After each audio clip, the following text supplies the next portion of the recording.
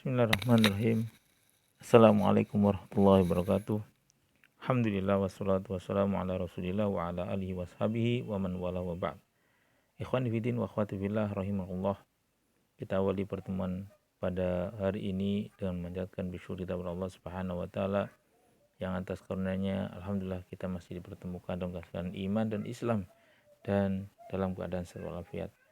Salam salawat kita aturkan kepada Nabi Muhammad SAW yang mana dengan kita mengikuti manhajnya, mengikuti akhlaknya dan berperangai dengan budi pekertinya, insyaallah kita akan selamat di akhirat. Ikhwan hidin wa akhwati fillah, insyaallah kita akan lanjutkan pembahasan kita yang mana kemarin telah kita menyebutkan tentang sumumul qalbil arba'ah, racun-racun hati yang kemarin telah kita sebutkan 4, dan insyaallah kita akan menyebutkan pembahasan selanjutnya yaitu asbabu hayatil qalbi wa akhdiyatuhun nafi'ah. Itu sebab dan nutrisi yang bisa menghidupkan hati. Ikhwan fillah wa akhwati fillah, sebagaimana kita ketahui ya, di sini disebutkan i'lam anna ta'ati lazimatun li hayatil qalbil abdi luzumut ta'am wa syarabil hayatil jasad wa jami'al ma'asi bimasabatil at'imatil masmumatil lati tufsidul qalba walabud. Qala malirullah, ya, kita menyebutkan dalam buku Tazkiyatun Nufus, penulis berkata, ketahuilah bahwasanya ya, kebutuhan hati terhadap berbagai bentuk ketaatan apapun bentuknya itu seperti kebutuhan tubuh kepada makan dan minuman. Jadi sangat-sangat penting. Kebalikannya atau ya kaitan dengan kemaksiatan, adapun kedudukan segala jenis kemaksiatan seperti makanan beracun yang pasti akan merusak hati. Jadi yang namanya kebutuhan hati terhadap ibadah, thalabul ilmi, puasa, zakat itu sangat penting. Seperti kebutuhan tubuh kepada makanan. Ya, makanan dan minum kalau kita tidak makan bisa jadi kita mati, minimal kita sakit. Adapun kemaksiatan ini akan merusak hati kita, dan ketika hati kita rusak maka rusak pula anggota tubuh yang lain. Qala hadus solihin ya ajaban nas yabkuna ala man mata jasaduhu wa la yabkuna ala man mata qalbu wa asyad. Ada orang soleh berkata, sangat mengherankan segala manusia ya, sangat mengherankan sekali manusia itu, mereka menangisi orang yang mati jasadnya, akan tetapi tidak menangisi orang yang mati hatinya, padahal keadaan ini berbahaya. Jadi ketika anggota tubuh itu mati, tapi ketika dia di dunianya beramal soleh, berakhlak mulia, memiliki perangai yang baik, berbudi pekerti yang bagus, maka insya Allah ini jalan menuju surga. Ya, ada juga yang mati jasadnya karena nggak punya akhlak, nggak punya budi pekerti, akidahnya jelek, bahkan jatuh kepada kufuran, kesyirikan, maka bisa jadi dia akan masuk neraka. Na'udzubillah min dzalik. Tapi perlu dipahami, beda dengan orang yang hatinya mati, ya hidupnya seakan-akan tiada arti. Yang akan muncul dari tubuhnya, yang akan muncul dari lisannya, yang akan muncul dari tingkah lakunya adalah apa? Kemaksiatan.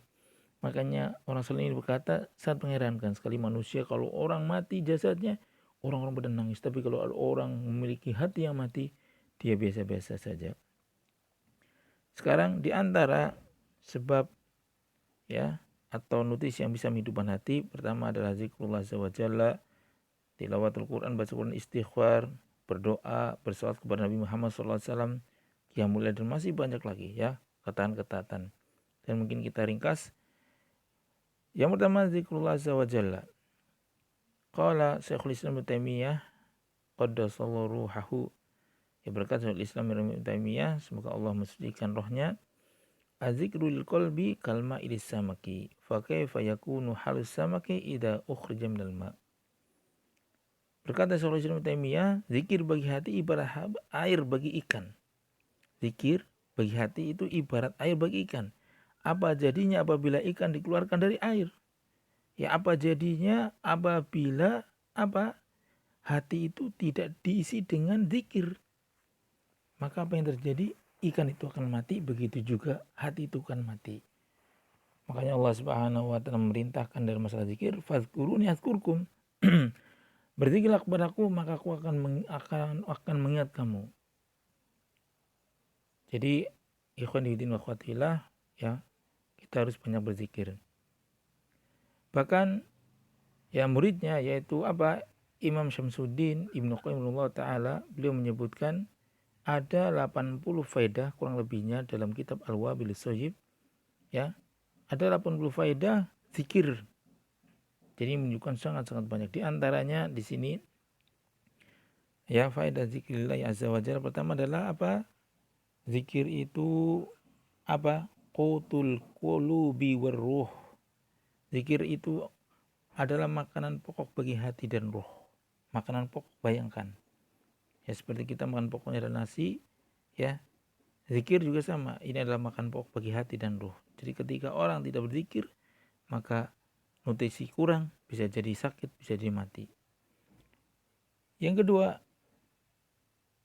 faedah zikir adalah apa? Zikir dapat mengusir setan dan menundukkannya, juga menjadikan kita diridhoi Allah Subhanahu wa taala. Masya Allah ya. Jadi zikir itu bisa apa? Annahu yudridu syaitan wa yuqmi'uhu wa yuksiruhu wa yurdir rahman azza wa jalla. Ya, maka dengan kita berzikir insyaallah tidak menjadikan kita selalu ditaklukkan, bahkan dikuasai oleh setan. Kemudian yang ketiga, zikir adalah obat kerasnya hati. Ingat, ketika orang memiliki kerasnya hati, itu lebih keras daripada kerasnya batu. Batu kena air, lama-lama akan hancur. Tapi kalau hati sulit. Kemudian yang keempat adalah berzikir secara kontinu, berarti memperbaiki usaha, selalu menyaksikan hari akhir.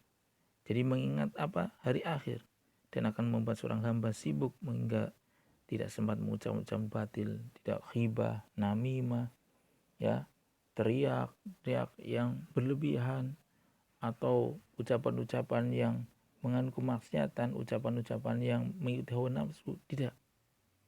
Ini. Yang terakhir di antara macam-macam zikir, ini banyak sekali. Di antara macamnya, pertama adalah berzikir dengan menyebut nama-nama dan sifat-sifat Allah serta puji-pujian baginya. Ya, sebagaimana Allah Subhanahu wa taala, walillahil asmaul husna fad'uhu biha. Dan ya, Allah memiliki nama-nama indah, maka berdoalah dengannya, berzikirlah dengannya. Ya, kita berdoa dengannya, ya kita menggunakan asmaul husna, ya, sifatul ulia, memuji itu. Kemudian kedua, menyebut hal-hal yang berkaitan dengan nama-nama dan sifat-sifat Allah. Ya, dengan kita ya menyebut hal-hal yang berkaitan dengan nama-nama dan sifat-sifat Allah, maka ini termasuk jaga zikir. Ya seperti ya kita tahu bahwa Allah itu mendengar suara seluruh hambanya dan melihat gerik-geriknya. Akhirnya tumbuhlah sifat muraqabatullah. Kemudian yang ketiga, bahwasanya ya mengingat perintah dan larangannya. Jadi ketika kita mengingat perintah dan larangan, itu masuk zikir. Yang keempat adalah mengingat anugerah dan kebaikan Allah Subhanahu wa taala. Ya kita ingat kita telah diberi karunia yang sangat besar, maka kita harus mengingat. Yang terakhir adalah membaca Al-Quran, dan ini seafdalnya. Mungkin itu saja, kurang lebih maaf, aslinya masih banyak. Ya insyaallah kaitan dengan Al-Quran akan kita bahas pada pertemuan akan datang. Akhirul kalam, subhanallahi asyhadu an la ilaha illa anta astaghfiruka wa atubu ilaik. Akhirul kalam, assalamualaikum warahmatullahi wabarakatuh.